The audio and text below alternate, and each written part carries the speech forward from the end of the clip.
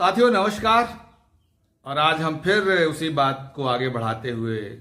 आपसे बात करने जा रहे हैं। और हमने पिछले दिनों जब आपसे बात की और उसमें ये बात कही हमने कि भारतीय शिक्षा किसी षड्यंत्र का शिकार हो चुकी है और जो हालत इस समय बदतर है हमारे स्कूलों की और पढ़ाई लिखाई की, शिक्षा की गुणवत्ता की, उससे ऐसा प्रतीत सा होता है।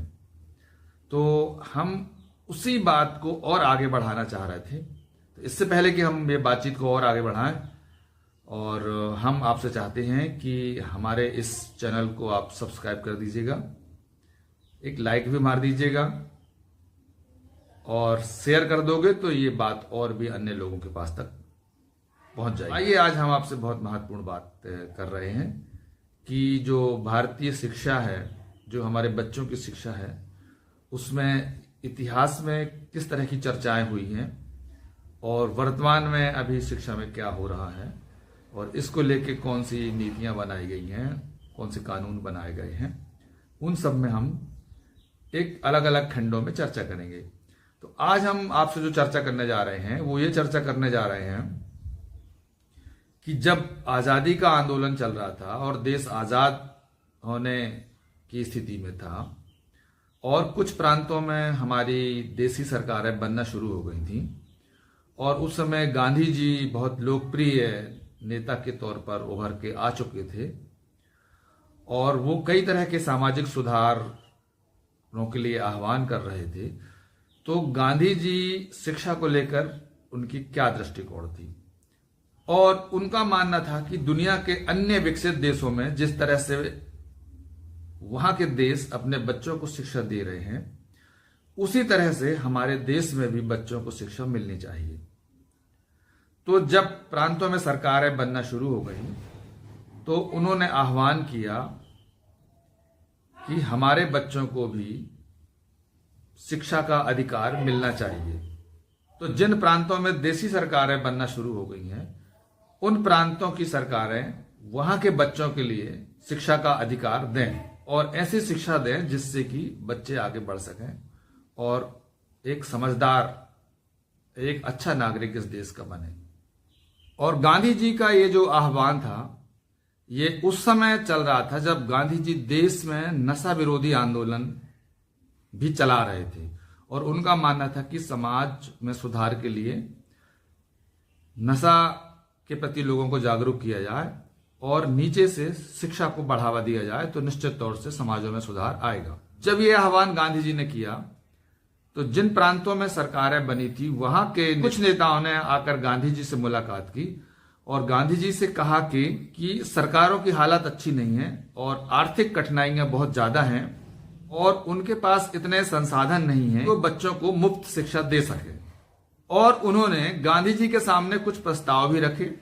और उन प्रस्ताव में ये कहा कि यदि गांधी जी उन्हें अनुमति दें तो वो अपने राज्यों में और अधिक शराब की दुकान खोलें ताकि उससे और अधिक राजस्व अर्जित हो सके और उससे जो राजस्व की प्राप्ति होगी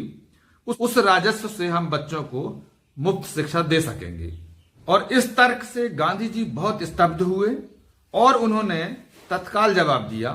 कि यदि हमारे नेता बच्चों की शिक्षा के लिए और अधिक शराब बेचकर पैसा जुटाना चाहते हैं तो मुझे नहीं लगता कि हम अगले 100 साल तक अपने बच्चों को मुफ्त शिक्षा दे पाएंगे। गांधी जी ने इस टिप्पणी के माध्यम से नैतिक मूल्यों और शिक्षा के बीच संतुलन की आवश्यकता पर जोर दिया और उनका मानना था कि शराब जैसी बुराइयों को बढ़ावा देकर कोई भी दीर्घकालिक सुधार समाज में नहीं लाया जा सकता। और गांधी जी न केवल राजनीतिक स्वतंत्रता बल्कि सामाजिक और नैतिक स्वतंत्रता के भी प्रबल समर्थक थे और उनका विचार था कि नशा मुक्त समाज ही शिक्षा, स्वास्थ्य और विकास की आधारशिला रख सकता है। उनके नशा विरोधी आंदोलन का उद्देश्य था कि शराब और अन्य व्यसनों से समाज को मुक्त कर ऐसा वातावरण तैयार किया जाए जहां लोग जागरूक हों और अपने बच्चों की शिक्षा को प्राथमिकता दें। और उनका मानना था कि यदि सरकारें शराब की बिक्री करके अर्जित राजस्व पर निर्भर होकर शिक्षा का प्रचार प्रसार करेंगी तो वह नैतिक पतन का मार्ग होगा और नशे से कमाया गया धन शिक्षा के पवित्र उद्देश्य को दूषित कर देगा और समाज में व्यसन बढ़ने से शिक्षा का प्रभाव भी घटेगा। और इसीलिए गांधी जी ने हमेशा यह आग्रह किया कि नैतिक रूप से सही रास्ते पर चलते हुए ही शिक्षा का प्रसार होना चाहिए। और गांधी जी की यह कहानी आज भी हमारे लिए एक बहुत महत्वपूर्ण सबक है। वर्तमान समय में भी कई सरकारें शराब से राजस्व बढ़ाने पर निर्भर हैं, जबकि शिक्षा, स्वास्थ्य और समाज सुधार जैसे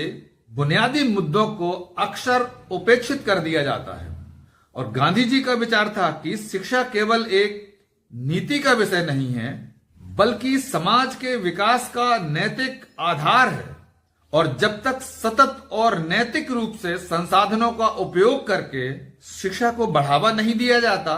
तब तक समाज में सकारात्मक परिवर्तन की उम्मीद नहीं की जा सकती। और यह कहानी हमें यह भी याद दिलाती है कि शिक्षा में निवेश किसी भी समाज का सबसे अच्छा भविष्य निर्माण होता है, जिसे किसी भी प्रकार के समझौते या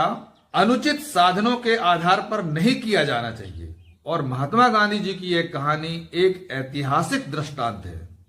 जो हमें नैतिकता और शिक्षा के बीच के संबंध पर सोचने के लिए प्रेरित करती है। और उनकी दूरदृष्टि ने यह स्पष्ट कर दिया था कि नशा के माध्यम से अर्जित राजस्व से किसी भी समाज का कभी भला नहीं हो सकता। और यदि समाज को सही दिशा में ले जाना है तो